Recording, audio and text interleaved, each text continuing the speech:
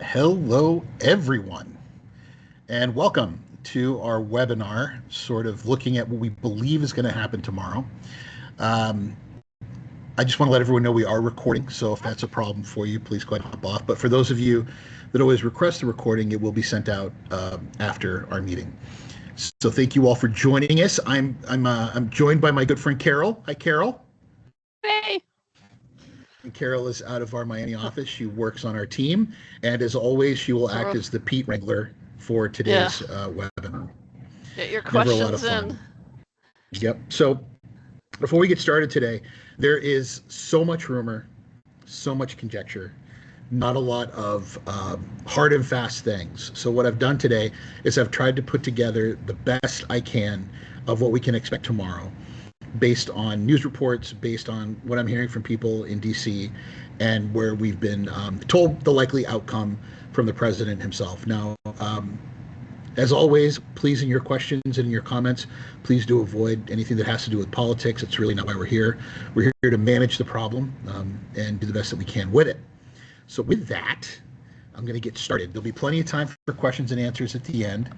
But this is an ever updated slide. I think when I first started using the slide, I had 2 bullet points on it, and now it's just a plethora of misery for all of us here. But the first place, the first place where we are now is a 25% tariff on Canada and Mexican products, but it doesn't affect products that qualify for the USMCA. And something I want to make real clear right now is I can tell you over the past couple of weeks, CBP has been handing out what we call Form 28s, which is requests for more information, like parking tickets in Boston on St. Patrick's Day. I mean, they are just ripping them out left and right, trying to ask people to prove that a product qualifies for USMCA. And in my experience, at least in this industry, most American companies have simply trusted their vendor to make that determination, and it's not the vendor's responsibility. It's yours as the importer of record. So for those of you that are claiming USMCA on products, I would just be absolutely certain at this point that they qualify. And I understand what a Herculean task that can be for some of you who have thousands of products, particularly for the automotive sector, that are subject to USMCA, but Customs sincerely does not care. They don't care about how complicated it is. They want to know that it's correct. And now that the gloves are off, quote unquote, they're really being incentivized professionally to find this stuff and root it out. So please do yourself a favor. If you are using USMCA, please do qualify that country of origin. All right. The second one, which is an ever expanding pile of misery, is the now 20% tariffs on China.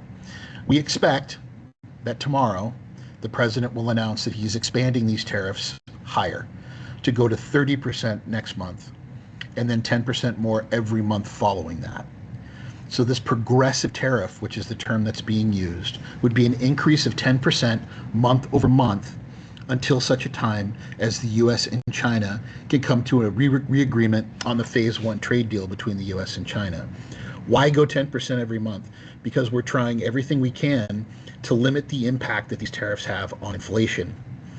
So by going into it slowly like this, it theoretically should be able to help with that. Now, what's likely to happen if there is any deal between the U.S. and China is that these tariffs would be rolled back with just as much method as they were put into place. So the idea here is that the U.S. doesn't necessarily trust China to follow through with its agreement. So they would remain in place and they will be pulled back month over month, and probably not by 10%, probably by 5%. Also, we might begin to see some of the decreases in the 301 tariffs from the original administration. So we'll see about that tomorrow. This is probably the second biggest thing that I'm interested to see tomorrow, and whether or not it happens, because this has been a real credible threat from the White House over the course of the past month. Now, there's a 25% tariff on steel and aluminum. And I'd say that for Carol and I and our friend Robert that we work with, and our friend Nelson in Canada, this has probably been the one that's gotten the most attention, that we've done the most questions and answers on, because of this idea of derivatives. What we've learned between the USTR, Commerce, and the White House is that we haven't really been doing a good job in the past of identifying the imported steel in products when they come to America. So normally our tariffs on the 232s, they were really focused on raw steel. something that you would use for building or something you would use for manufacturing. It wasn't as focused on the derivatives. So an example that we like to use is a spatula. Most of us have a spatula that we use on the grill or use at home, and the handle is plastic or anodized rubber or something to that effect. And the spatula itself is the long stainless steel metal piece that we use to flip our meat with or whatever it is. Now that metal part, for the most part in the end, for decades and decades, we weren't really paying attention to that as a steel component. The harmonized tariff code would have been for the spatula. What these tariffs are saying is, if there's a part of your product that's made of steel or aluminum, the government may ask you to break out the value of the steel, just the value of the steel, or the aluminum, and they will apply the 25% tariff on that. This has caused a lot of drama. A lot of drama because most of you are importing goods from suppliers who do not want to share their bill of materials. They don't want to share the cost breakdown. And I will say that I've seen some mercy from customs on this, where they're allowing you to bring it in and then make corrections after the fact once you get the information. But if you can't get the information, they're simply going to tariff you on the value of the entire good. So it behooves you, where you have aluminum and steel, to go out there and find out what percentage of it. Now, another interesting caveat to this, we have had a couple clients who have reached out to us and said that their harmonized tariff code is actually subject to 232s under this, because it's supposed to be aluminum and steel, but their product has no aluminum or steel in it. It's all plastic. But the HTS is driving it to be hit with 25%. I can tell you that in our work, we've been able to talk to customs and the tariff did not apply to the product. But that was a case-by-case basis. So do look at the list of the 232s and see if your product is on there or not, so you can take action. The 25% on finished vehicles that do not qualify for USMCA is in place now. And they're going to go after parts. They have 90 days to make a determination about what parts, how much, where from. But this is a really interesting one, and we're going to be watching this collectively as an industry very closely. Much of American car production happens between the three nations of Canada, Mexico, and the United States. It's not just happening in one place. So by putting tariff on parts, you overcomplicate this further in that most of these cars are made in foreign trade zones. You would have to pay the tariff and pay it on the way out of the zone. So rather than just paying the whatever it is, 2.5% or whatever it is on the car, on the parts, it would be the actual tariff that would be on top of that, with many of these being steel and aluminum. So I don't know. I have not heard anything. I mean, dead quiet one way or the other on whether or not they're going to revoke USMCA. But it would not seem to be the most likely outcome because of the desire of the American people to continue automakers working. But the parts really gets our attention because they are so diverse. They come from so many countries, and there are so many harmonized tariff codes that would be on here. It would be a real blow to both production in the U.S. and then also, parts that we would need to keep repairing our cars if they suddenly got 25% more expensive across the board for foreign parts. Now, the last two are a little more esoteric right now, but we'll have a better idea tomorrow, and that's reciprocal tariffs. The U.S. intends to put a tariff on goods from countries that have higher tariffs than we do on that same good, and then to increase the tariff on that product coming into the U.S. to meet the same level as the tariff that will be applied to it in the country of export. This has caused a lot of internal drama in Washington between the USTR, Commerce, Treasury, and the White House. I'll talk more about that in a moment, but what we're supposed to know about this, and what we want to know, will come out tomorrow. We're being told tomorrow, Liberation Day is tomorrow, and we're all going to find out what countries are going to be hit and how much, and I have more on that in a moment. Lastly, the president has identified that countries who are importing energy from Venezuela, so the oil, the natural gas, that they're importing from Venezuela, if they continue to do that, their products will be hit with an additional 25%. So that's above and beyond all of these. So nations have been identified as ones that import a great deal of Venezuelan energy. And if they continue to do that, we're going to hit their products with another 25%. The why for that has to do with deportation, immigration policy out of the U.S., and the lack of desire by the Venezuelan regime to take these people back that the U.S. is sending. Because of that, the president knows that 90%, 90% of the GDP of Venezuela comes from energy exports. And the press has already said that there are countries who have been canceling their energy purchases. So this is a pretty big lever to pull on that nation to take back deportees. So we'll be watching that one closely as well. All right, so getting deeper into detail, yesterday, Carol was kind enough to send me a report on non-tariff barriers to entry that was done by the USTR, and I posted a link to it on my LinkedIn. For those of you who don't follow me on LinkedIn, we try to put everything we can. Carol, Robert, Nelson, Darcy, everyone on my team, Cynthia, they try to get stuff to me as quickly as they see it, and then we try to bring it to you once we can confirm it. So I do suggest that you follow me on LinkedIn.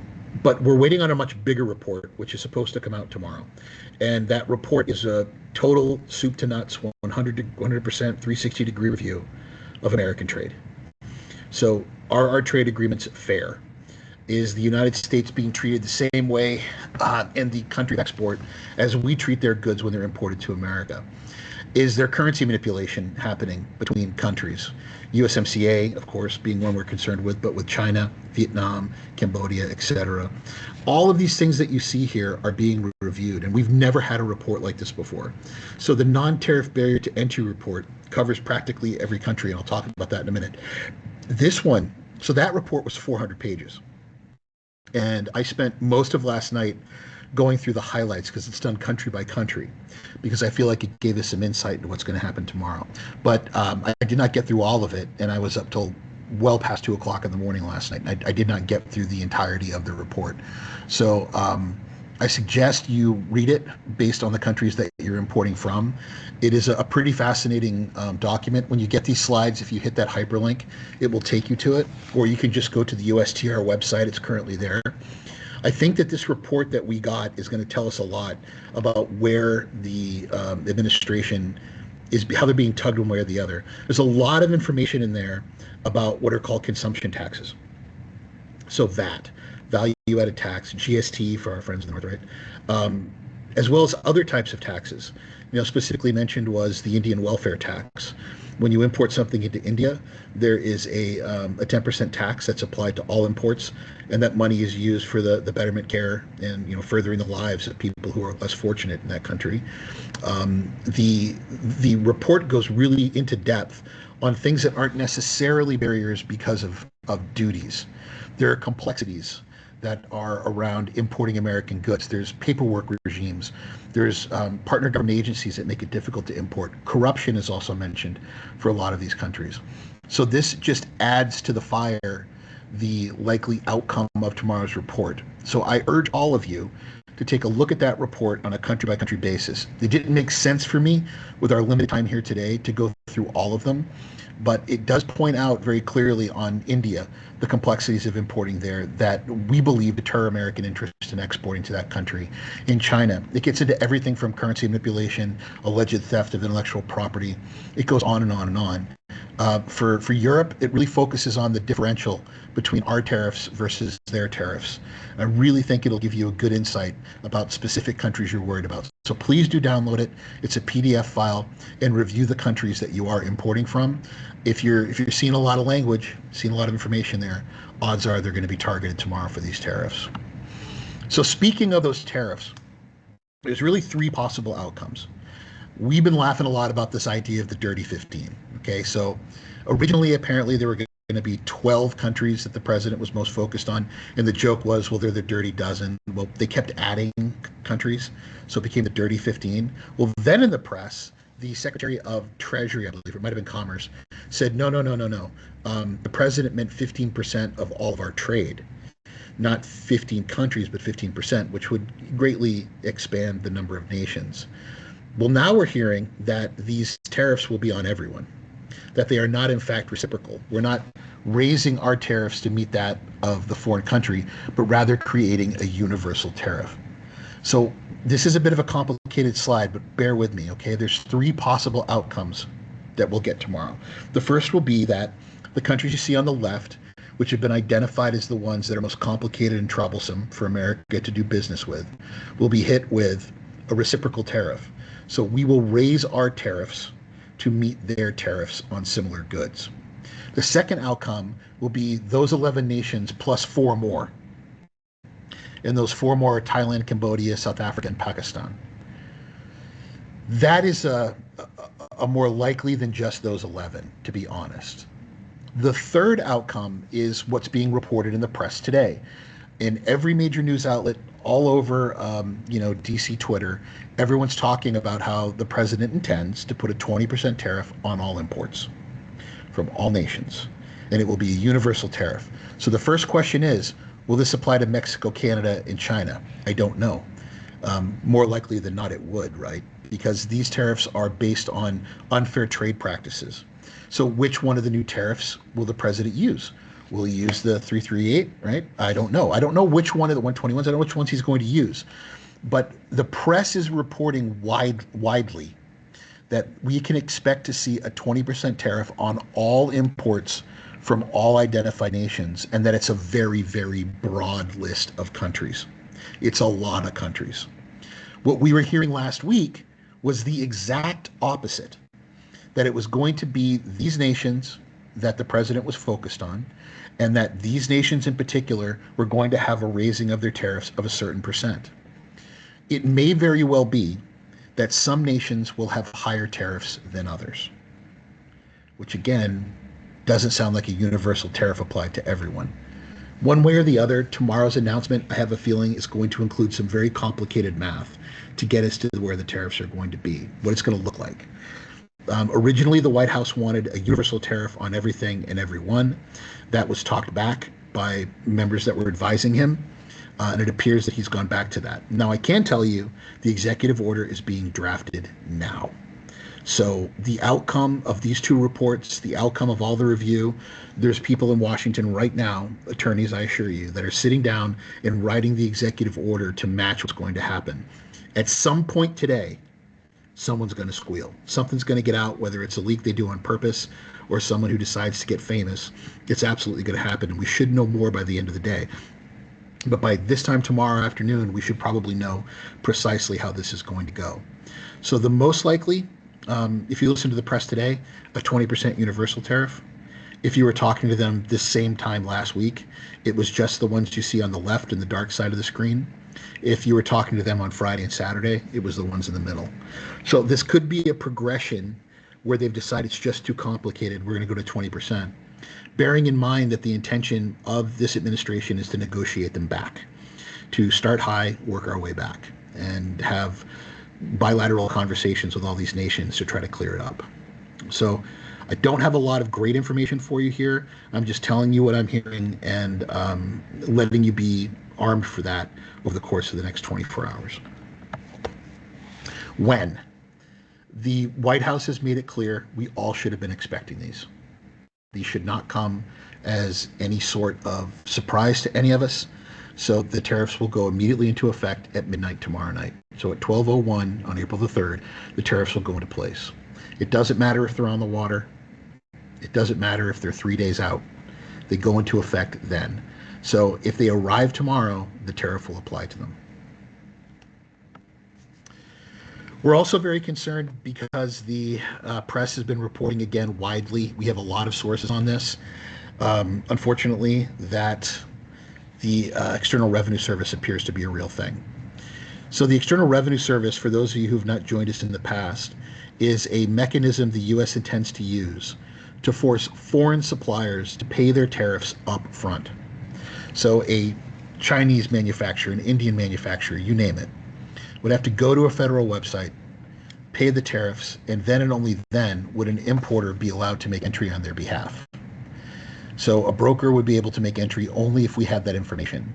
And this is problematic for so many reasons. One of the first is how they would execute it.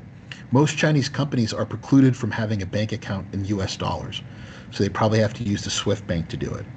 Secondly, they don't have a lot of operating income to begin with.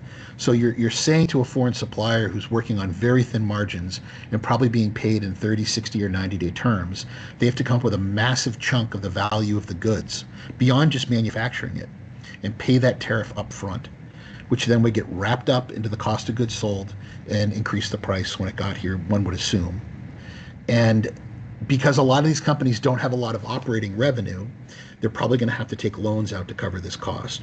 So lots and lots and lots of I'm not sure's here. But what I can tell you is that it appears that tomorrow, during the release of the Liberation Day report, you're probably going to see the External Revenue Service as one of the announcements. What's good about it? What's good about it is you're paying your tariffs later. What's bad about it is you're probably going to end up with higher costs because of it, because of the carrying cost of the cash. And it also has some interesting questions about its implications on things like foreign trade zones. How would duty drawback work? How do you prove, that the tariff was paid? How do you get the payment information? It's a lot of complexities that go into this. But what we're learning is the current administration does not normally bring customs into the conversations. They are now, apparently. They were asked to come in for the announcement tomorrow to understand the implications of operating this. But for the most part, they're not being asked to be part of the conversation, which then leads and adds to the complexity of executing it after an announcement's already been made, which is why you see things like the Chapter 86 de minimis stuff being postponed for some time, because they just weren't ready to deal with it at customs once the announcement was made. All right, so we do expect a tremendous amount of retaliation. Canada has targeted $30 billion of imports with U.S. tariffs, and they run the gamut, everything from food and consumables all the way through certain electronics. The list is wide and pretty impactful. So, Canada's already put their list out. They asked for public comment. In a very Canadian way, they asked for people's opinions before they decided to do it. And we do have drafts of that. You can simply Google that. There's a draft of the proposed products that would be impacted, but we won't know the final until the Canadian government comes out with it. In an absolutely fascinating turn of events, when Carol sent me this yesterday, I thought it was an April Fool's joke, just being honest.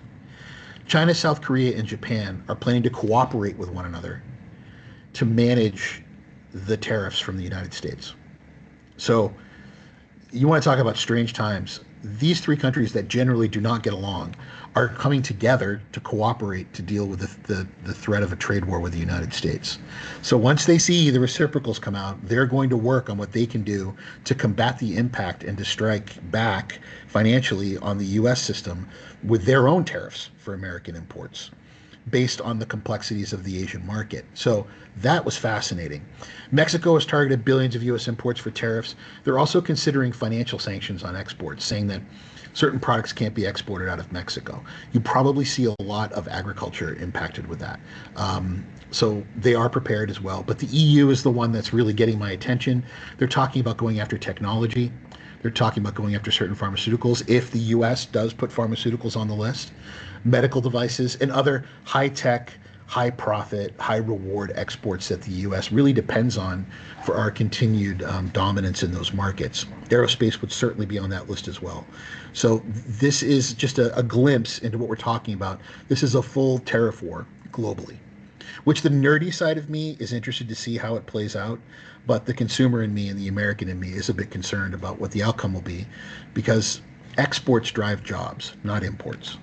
For every $1 billion in imports, you only create about 162 jobs. For every $1 billion of exports, you create about 1,000. So it's important that we remain an exporting nation. And when countries are less likely to buy goods, that could have an impact, which is why they do this. It's exactly why they focus on these things. Mexico, the U.S., and Canada have been at it pretty bad, but it's really Mexico that's been able to push back. Their economy has grown in a way that they simply weren't at not long ago. So really, fantastically, they're in a much better position to fight back. I believe, this is just me, what I believe from conversations, I think the U.S. wants to negotiate the terms of USMCA earlier than next year.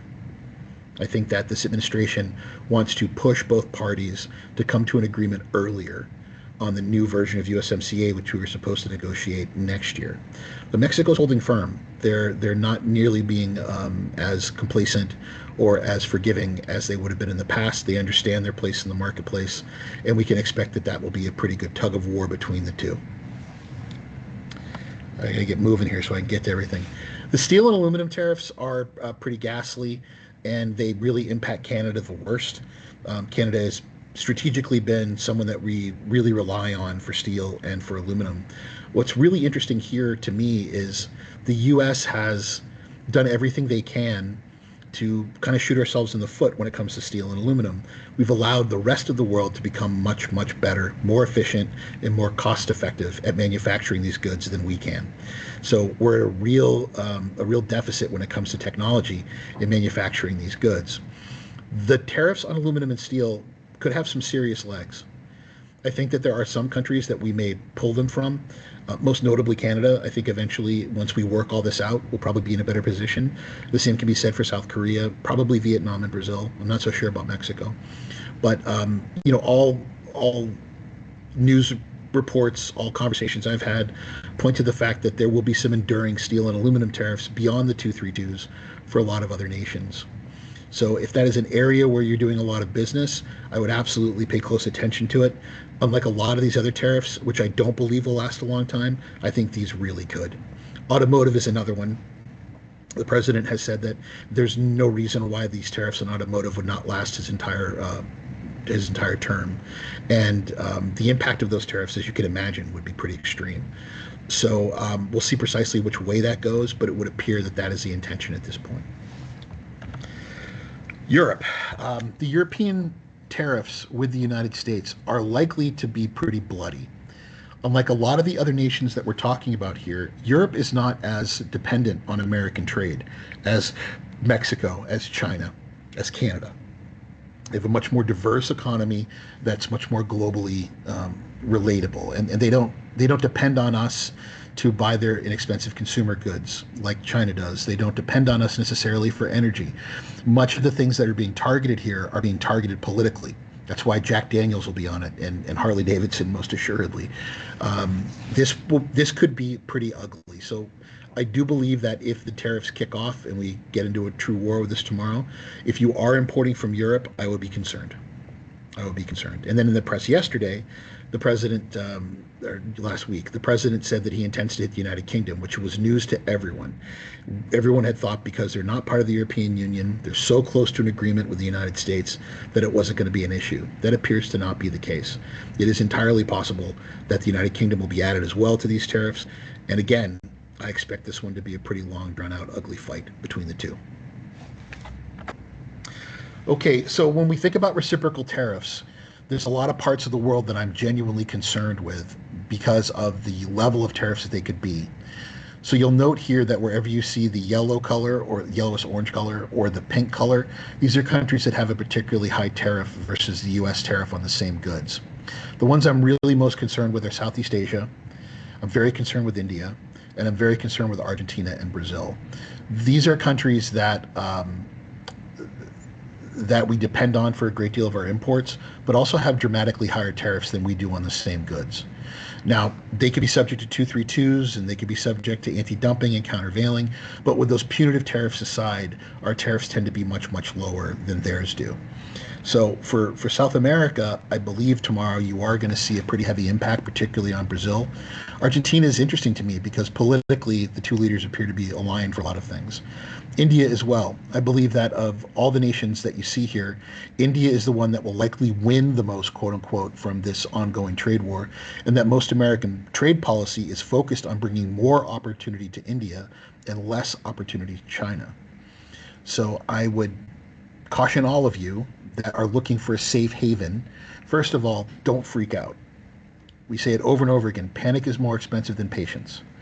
Let the tariffs be announced, understand how it's going to impact your business, and then don't make any rash decisions or knee-jerk reactions based on that, because many of these could be negotiated away rather quickly, which I know it's not a whole lot of comfort to you, and I do apologize for that. I wish there's something I could do about it. It does upset Uncle Pete that everyone's kind of freaking out right now, but you got to give it time. It will get better. When you look at a country like China, the United States is very dependent on them for inexpensive consumer goods. We also have a pretty robust export. I wish it was more, but for that part of the world. In India, the United States is so interwoven with them financially, and Mr. Modi and Mr. Trump appear to be very good friends. So it's only a matter of time. The other one I wanted to point out was Africa. The U.S. and China both see Africa as the next. a destination for inexpensive manufacturing. And I think you're not going to see a lot of tariffs probably kick up on that one. But what you will see is a desire by both nations to do everything they can to capture that market for exports and to find some way to bring them into their political sphere. Okay, so what about its impact? I mean, the most clear impact to everyone is the impact of how tariffs will be increasing prices and possibly inflation. But what's interesting is that the number of polls that have been done, and this one's relatively recent, show that most Americans don't like the idea of tariffs.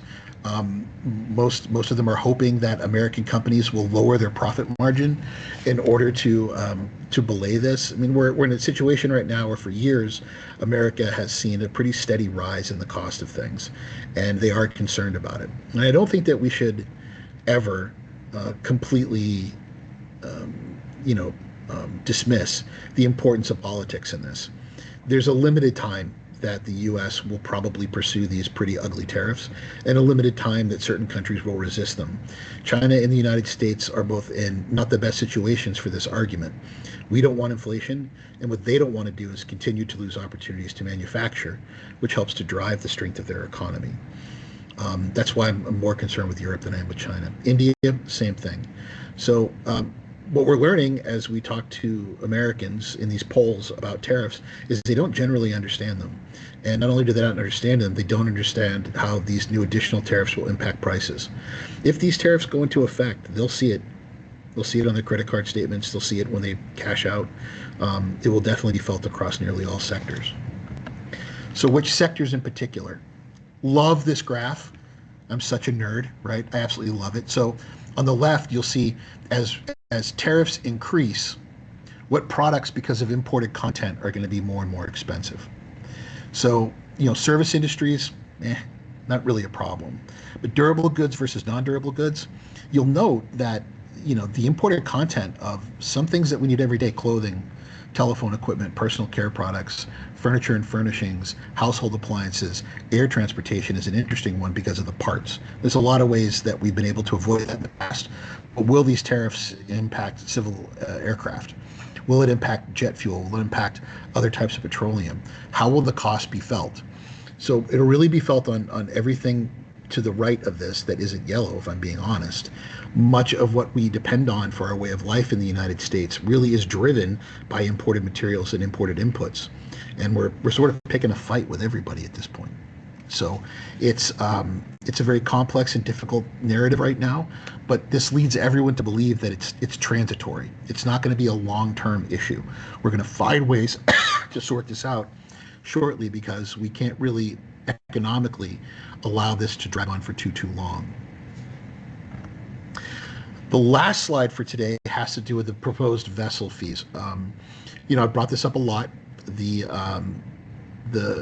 administration is very hot on these. They would like to see a per container fee that is rolled up to a average of about $1.5 million per vessel landing.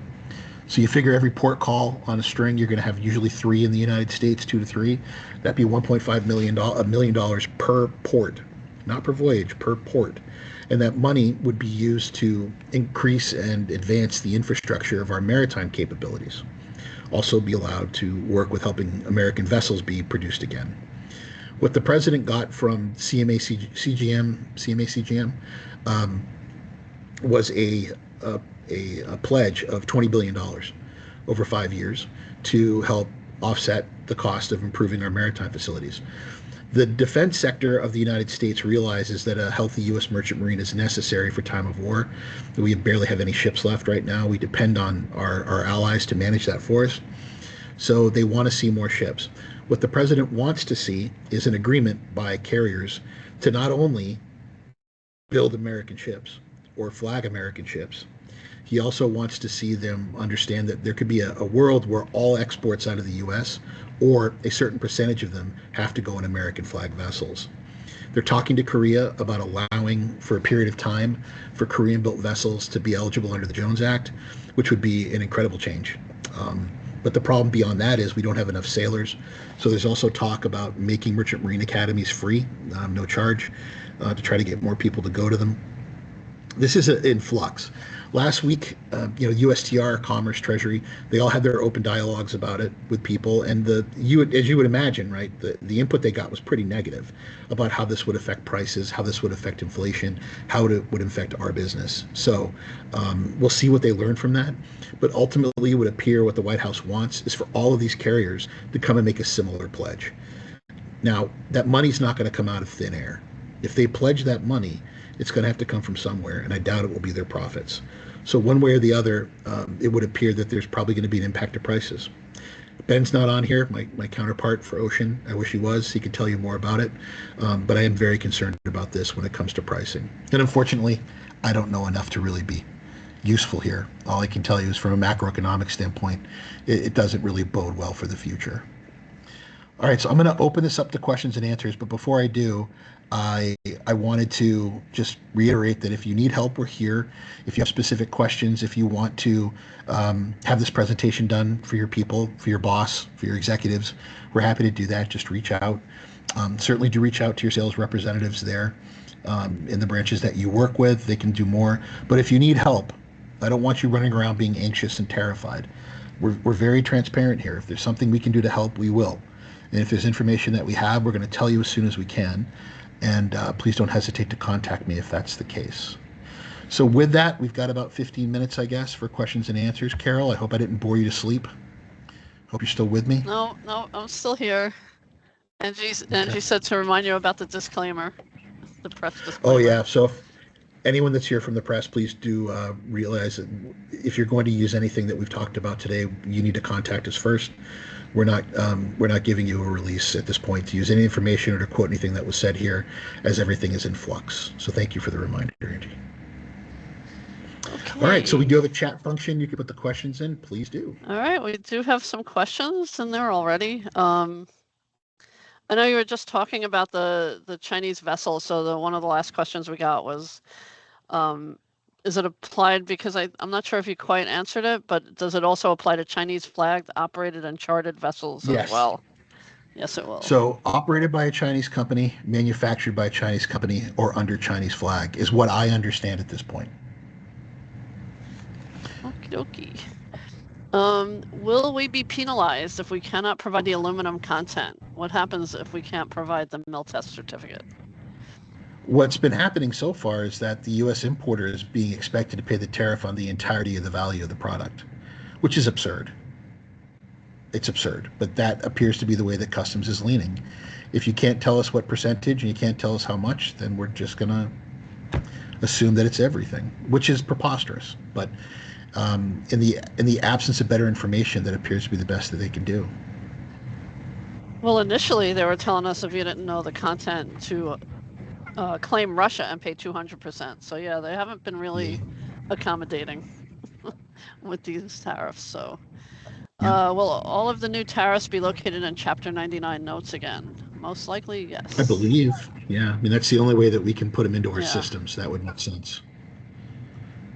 Is there any relief for materials not produced in the U.S.? I don't believe so, no. No, there's not a lot of mercy in these. One of the questions we keep getting is if X amount of material is U.S. and it's exported somewhere and it comes back, and there's already remedy for that with Chapter 98. So if you have specific questions about that, reach out to us and we'll be happy to walk through it with you. Okay, how will they manage the stacking of tariffs? Like those acrobats that, do all the bowls at once and then kick it on a unicycle and they land on their head. What's that? Hug your brokers, because they're having a tough time with this one. We do sympathize with you. We know how miserable this is for you. Imagine what it's like on our end, having to execute this with our systems and put in the right information. How will they manage the stacking of tariffs? It will be based on those chapter numbers, those 99 numbers. Every one of these has its own line item. So for those of you who have like one entry and the first 5 lines are free, each one of these is a line after that because we have to report it to the government. So keep that in mind. That's how they're going to manage it, is through these tariff numbers in Chapter 99. Yeah, and basically how it's working currently is Customs is kind of rushing these changes out. So we're more or less user testing and production for them.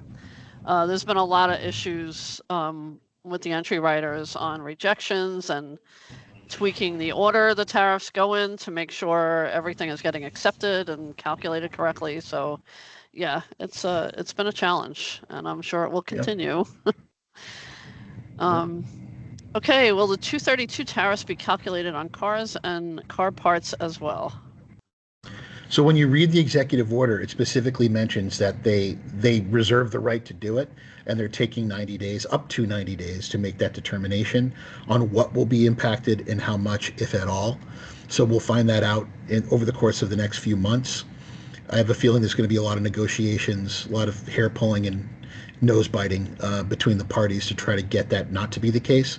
But it would appear that that is going to be the case. It's just a question of what and from where.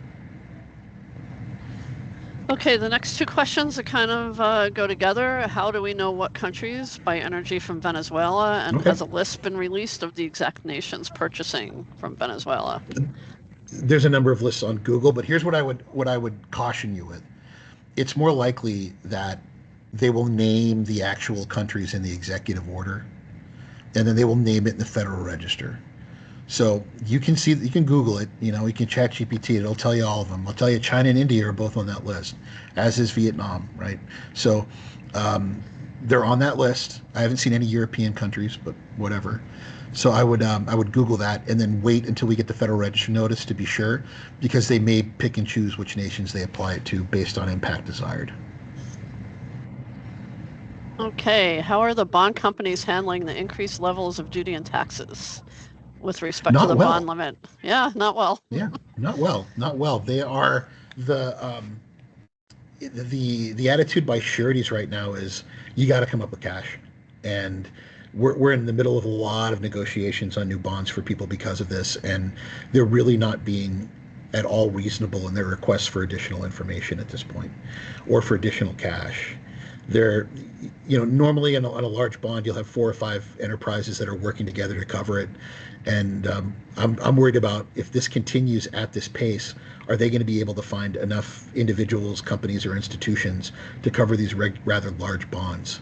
Because they try to, they try to diversify the risk across a number of different people rather than take it all in together. So the answer is not well. They're not dealing with it well at all.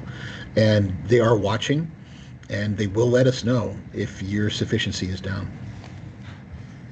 Yep. Is there a rumor about additional 50% tariffs applied to countries who buy oil from Russia? Not that I know of, but the president did say that he was going to apply additional tariffs to Russia. And I'm like, well, how would they do that? We can't import from Russia.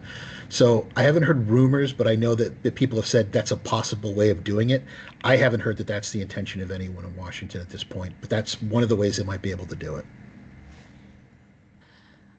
What's the documentation required by U.S. Customs related to all these new tariffs for the calculation of what will be applicable? I believe that's regarding derivatives.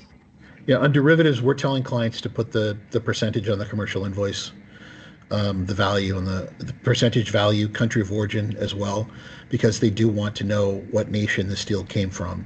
And that means that you should have a mill certificate for the metal, which again, suppliers have been really dragging their feet on, if they answer at all, to give you that information. And we were told that for aluminum derivatives, if we cannot provide MTR, a country of smelt and cast, we cannot import the item into the U.S. I don't believe that's correct. Yeah. They're asking if that's correct, but I don't believe so. We've been told to claim other. Yeah, and then file a post-summary correction once the info becomes available. So you can import it, but you'll have to come up with the information at some point. Do you know what time is the announcement tomorrow? So I originally heard 12 o'clock, but the last time we had a 12 o'clock announcement, it was at 4:30. I don't know. Just tomorrow. Yeah. Get a good night's sleep if you can, folks. It's the tariff bowl tomorrow. Right. Does the USMCA exemption apply for exports to Canada? Well, it may apply for the regular tariff, but Canada will hit you with the additional tariff, the punitive tariff, regardless of USMCA compatibility. Okay, Pete mentioned foreign-owned entities being subject to prepaid duty. Does the External Revenue Service requirement for tariffs paid upon entry into the U.S. apply to goods shipped to a U.S.-owned company on FOB terms from a foreign-owned entity? I had no idea. That's No yeah, idea. that's a lot of Yeah. well, we don't know until they Yeah. announce it. We don't know enough. What I will tell you is, in order for this to work, the exporter on record is going to have to come up with the cash, and then they're going to have to pay a federal website, and there's going to have to be a reference number used at time of entry. There's a lot of moving parts. I don't think they know the answer to that question yet. So I think we'll know more over the course of the next couple of weeks. Okay, what about medical devices and parts thereof? Don't know. The When they say everything, they mean everything, quote unquote. But you can imagine the political pushback of life-saving devices being hit with this. So we'll see. I know pharmaceuticals was also on the list that was discussed. We'll find out tomorrow. Um, I would be surprised if they went after them. Okay, is there guidance yet on the fate of 321? There is not. Customs is having a hard time coming up with a solution because of the sheer volume of data required to make the entry. So at this point, I don't know when they're going to turn it off. It could be quite some time because Customs still hasn't found a way to deal with all the data, the massive amount of data that's necessary to do the entry. So at this point, we still don't know. But for the foreseeable future, I think it's still going to be postponed. The end of it postponed. Okay, for a global company who transfers products between their locations, for example, the US to the EU or US to Australia, do the tariffs affect this? Yes, the tariffs are applied to the country of origin of the goods. So if something comes from the U.S. and goes to Australia and it's not advanced in value and comes back to the U.S., it's U.S. origin goods. There's Chapter 98 for that. But otherwise, it doesn't matter if they're related parties. It doesn't matter if there's multiple areas of manufacturing. If there's a tariff shift in a manufacturing process, you're going to be hit with new origin, which means new tariffs. Okay, can we claim duty drawback on the tariffs coming out tomorrow? Probably not. So Yep. far, we haven't been able to with any of these other ones. So I would be shocked. I would be shocked. And if we ever find the trade attorney who did that, we're going to have a talking to that person and I, because they've got someone on the inside who really knows how to stick it to us. Yeah, they've really cut out all the loopholes in the last couple. Is there an estimated per container fee for the vessel charges? I've heard everything from $400 to $800 Wow. if you broke it down per container. What is the current view of demand versus supply for production of U.S. steel and aluminum? Can the U.S. today actually support the demand that these We cannot. tariffs seem? Yeah. We cannot, which is the point. The point is to bring this crucial industry back to America.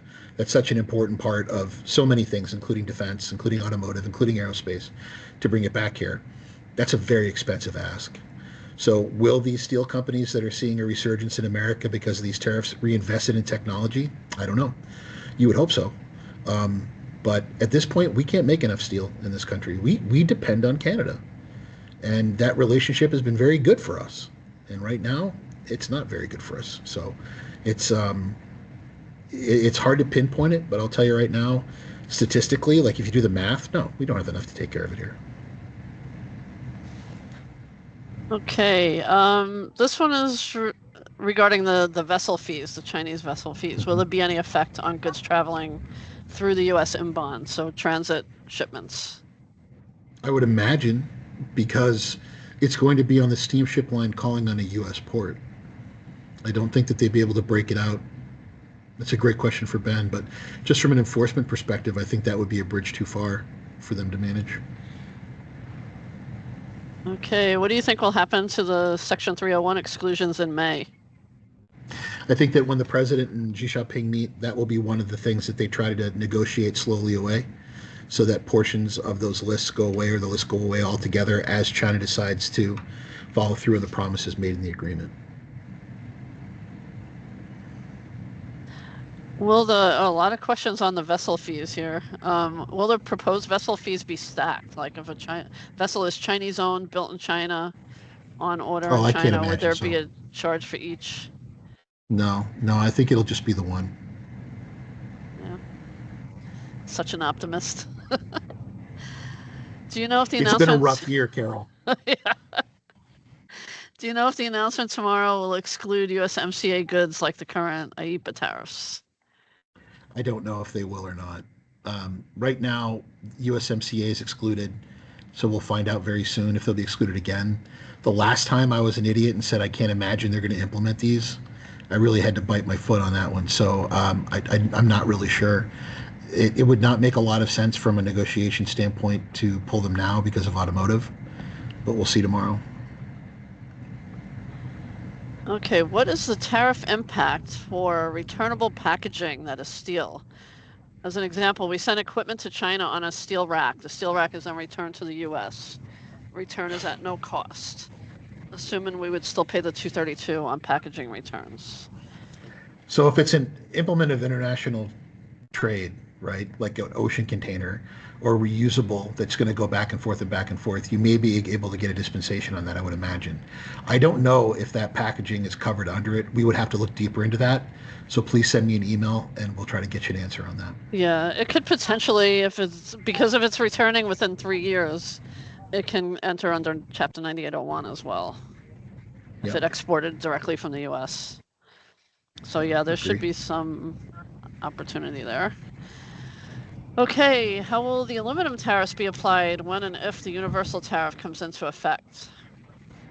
On top of it. It's stacking basically, because they're saying, for example, if the imported material from the country is subject to universal tariff and contains aluminum, yeah, you'll be stacking those tariffs. We've been doing a lot of that in brokerage. Which is why those bond, the bond sureties are freaking out because they've had clients that have never had tariffs that now have ridiculous tariffs, or had tariffs but now they're through the room because they're getting hit with 232s and steel aluminum on top of that, the Chinese tariff or whatever other tariff. It's really driving them nuts. Any further discussion on BRICS and potential tariffs to these nations?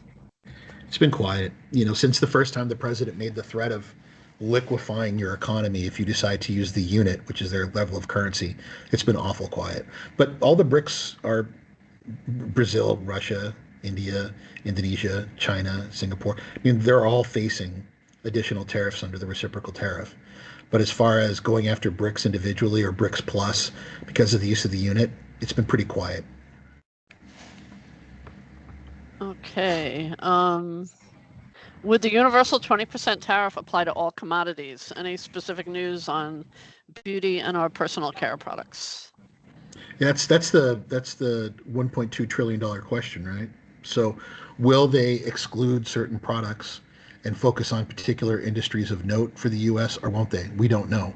But a 20% tariff universally really may only make sense if you're applying it broadly, because if you're not, then enforcement becomes a problem. So I'm leaning more towards if there is a universal tariff, it is in fact and indeed universal and will cover everything. Again, guys, the idea is to escalate the argument in order to give an opportunity to de-escalate it. So by going as high as you can and then walking your way back down when you get the get. Okay, the 301 tariffs have existed through the administrations of two different political parties. Is there visibility regarding where the 301 tariff and the revenue is spent? I promise this is a nonpartisan question, just curious if it's publicly available. Yeah, it goes into the Treasury like anything else. I mean, Customs has been pretty good about regularly, everything from Twitter to LinkedIn, saying here's the extra tariffs you're bringing in, and they go straight to the Treasury, to the general fund. So they're not earmarked for anything. They go into the great gigantic checking account in the sky for the U.S. government, and the numbers are out there. Yeah, you can see them. The numbers are posted, but they're not. Sure. They're not earmarked. It's like here's a giant pile of money we got from imports this month. Hasta luego. They kind of leave it at that. What happens if you cannot provide the weight of a steel derivative, steel contact of a derivative? I believe you pay on the full value then. Yeah, pay on the full value of the goods. So it's real important that your vendor cooperate with you. Someone is saying they heard the announcement is expected at 3 p.m. Inshallah. Let's hope so. Yeah. That would be wonderful. Inshallah. That's a good time for it. That's a good time for it, actually, Carol. Yeah, Look at right at this the end all of the morning day. on rumors and everything. Yeah, perfect. Yeah. That'd be a good time for it. Are there any updates on FTZ? Ah, Darcy sent us something yesterday. It's the update is, these tariffs will be like any other tariff that have been put out there. It appears, where you'll have to put them in a privileged foreign status and pay the tariff on the way out the zone. So not good. Okay, do we have an understanding if EU means EU only countries or the Ooh, entire great question. geographical Europe, example, Norway? Yeah. Yeah, they would absolutely spell out the nations. They wouldn't just say the European Union or European Community. They'll spell out all the countries. I would say that the European Union is going to include those countries that are associated with it, I would imagine. But we'll find out tomorrow. I mean, from what you hear from following the press and talking to people in DC, Sweden, Switzerland, these are all that are being targeted as well. Okay, do you think the derivatives tariffs on steel and aluminum will be expanded to all HTS? If the trade war continues to go long and countries do not find a reason to capitulate or to find an agreement with us, then I do believe they will expand, yes. Yeah, I mean, the original announcement directed Secretary of Commerce to come up with a process for US companies to submit requests Yeah. for products to be added. So, yeah, I would Yeah. expect that list to be expanded. Um, Here's an old favorite. Are we ever going to see GSP reinstated? I don't think it's going to happen anytime soon, in the middle of a trade war. Yeah, I not did with this have a trade attorney. administration. No, I had a trade attorney say to me, what a great thing, right, that you could do to say to, if you want to get back into GSP, you've got to lower your tariffs for us as well. And that could be the carrot for the removal of the stick to bring it back. There's so many countries. So are you telling me we're going to just like piecemeal GSP back together again slowly? I think this one's on the back burner for a while. You mentioned that countries were already lowering their purchases on Venezuelan oil. Which countries do you see making these changes? Yeah, it was mentioned in the press that there are Chinese companies that have canceled energy contracts for the time being.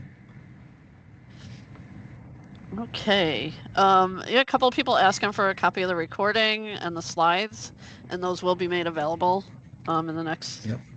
day or so. And will there be a follow-up presentation once we have a chance to digest tomorrow's outcome? So we have one tomorrow, but the reason we had to do another one today is because we ran out of space. So the 300 and some odd of you that came on today are here mostly because we capped out at 1,000 yesterday and couldn't bring more on. What we've decided to do is have another webinar every week until the crisis is over.